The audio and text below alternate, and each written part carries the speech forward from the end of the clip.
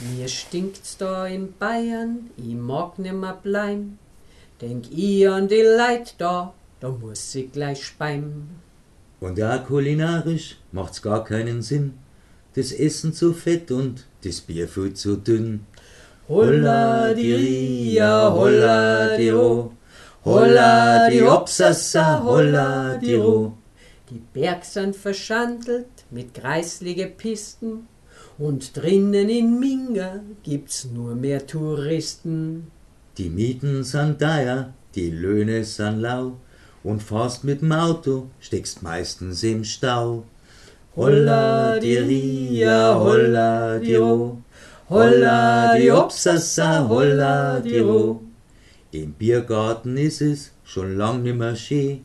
Wer mag schon für Masserl 2 Stunden noch stehen?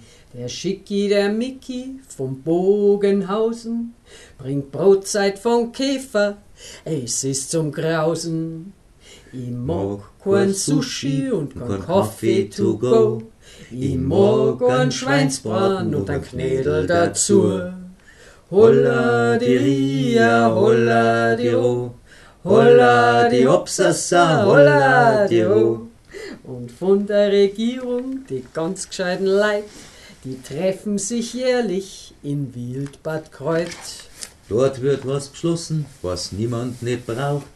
Es wird diskutiert, dass zum Hirn ausseh raucht. Aber denke an die Natur und an Starnberger See. Dann tut mir ein Wingerl das Herzl doch weh.